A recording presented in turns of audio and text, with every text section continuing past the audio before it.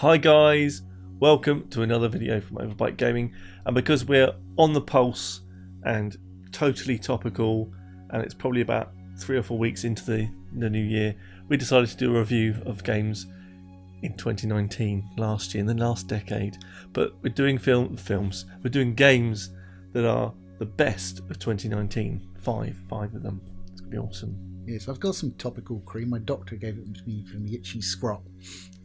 Yeah, we're not talking about medical stuff, we're just talking about games today. So, Lee, what's on the list? Who's going first? You're going first. I'm going first. We just discussed this at length. Yeah, but I decided to paper over those cracks of preparation. So, first game that I was going to put onto the list for 2019, because it's a bit of a bum year for games. It's not at the highest of highs. No, and had some lows too. But well, that'll be another video, potentially. But no, the first game on the list that I wanted to put on there was Disco Elysium. A real out of the fucking left field. Did not expect that to be as good as it was. Basically, Dungeons and Dragons RPG, but set with like lots and lots of well-written dialogue and a really surprising amount of care put into the game. Where you're actually arguing with yourself most of the time. I would like to point out that my D&D campaigns are excellently written. Thank you. But in Disco Elysium, you're playing a cop investigating stuff going on, and you basically are kind of, the more you do things, you have to have these conversations with your own inner feelings and inner workings of your mind. It's very, very intrinsically just great to be talking about stuff that's inside your own brain in a game. It's fresh, it's original, the writing's funny, and I chuckled out loud quite a few times. So a lot of people loved it, and it was in a lot of end of year game lists for a lot of people, but definitely it's one of those games I think deserves to be a game of 2019.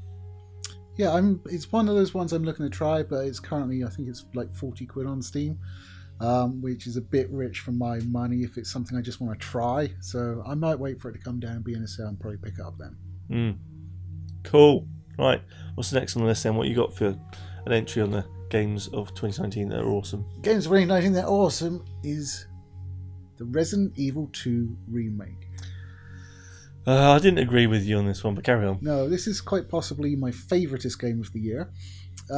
It just captures everything Resident Evil to me. It's done so well. It's done so well to bring it into like the over-the-shoulder sort of style from the fixed camera, which I know you had an issue with. You can actually mod it to first person if you would like. If that would change. That's just Resident Evil Survival, which is terrible. Or 7. Yeah, 7 was alright. Yeah, 7's pretty good. But Resident Evil 2 Remake, it's great, it's highly moddable. So if you get pissed off with Mr. X following you around all the time, you can just not make him attack you. Except at the bits where he has to, obviously. Because otherwise the game would be broken. And also I have managed to switch out all of my zombies for naked chicks with double F breasts. And I let him put this on the list because of that. I mean, what's wrong with us? It's the power of boobs, my friend. Yeah, I think it's a stretch, and it does show the year when a remake is one of the top games of the year. No, they don't have stretch marks, they're fine. It's a stretch of the year discussion. It is a remake, but it is a well done one, and like you said before, we've both said before, Capcom is doing some good stuff this year, or last year even, so long may it continue. Well, hopefully this year as well, with the upcoming Nemesis, which I think is April time, which is not the best month to release given Cyberpunk. Just saying.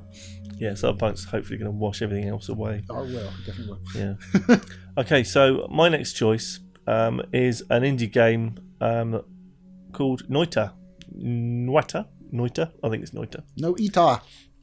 Noita. I spotted this when someone was basically going on. I think I was browsing through Reddit and I saw a couple of posts about this game. I thought it looked interesting. It's kind of like physics-based. It is a roguelite, but it's very deep and much deeper than I actually originally thought and experienced. It's a game with lots of mechanics that work together to produce some weird and wonderful results. There's secret areas. You're basically a wizard with a wand getting through a particular dungeon area. And it gets stranger and stranger the deeper you go. There's a number of different worlds. And it's just such a I mean, on the first surface, it's a nice cutesy game, but once you get into the mechanics and there's lots of things to combine things together with to get to certain places to do certain things, despite the fact that every pixel is pretty much given a part of a physics engine, it flows nicely, it reacts nicely, and it's an 8-bit sort of platformer, but done really, really well. Yeah, I've not played it. I did watch your sort of semi-review of it.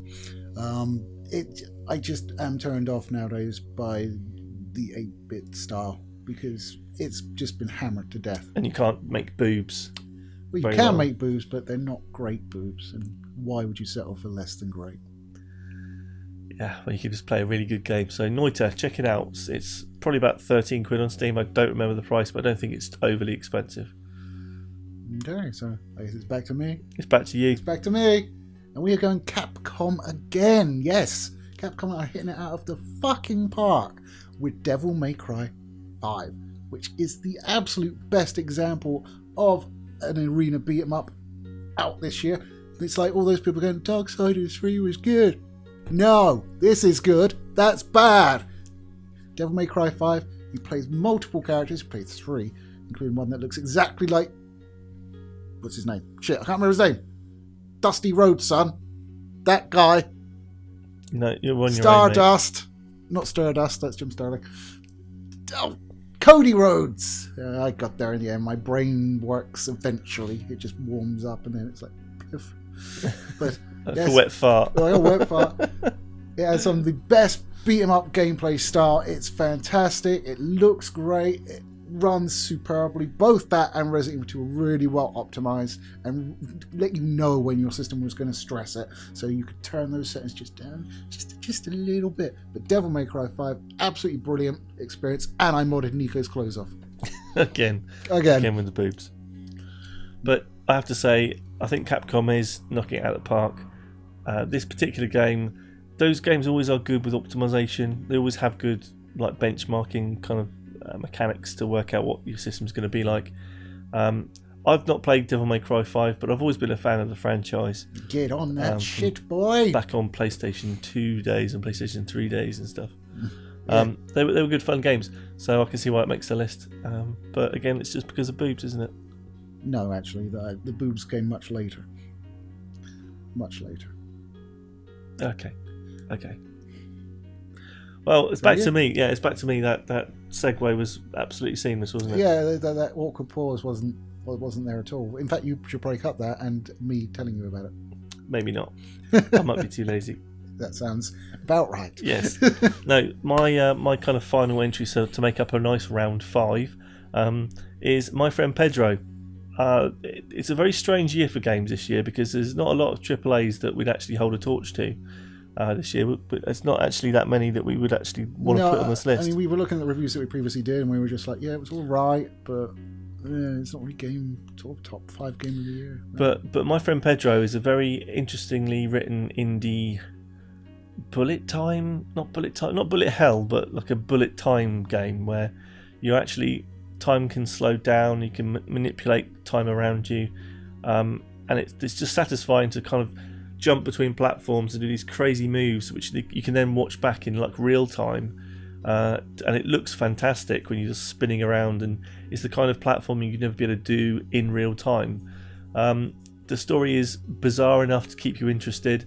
They've just released a couple of upgrades, I suppose they're calling it upgrades, but it's just it's DLC that's giving you additional features to do within the game. So it's not new content, but it's new ways to capture things and record things and do stuff inside the game.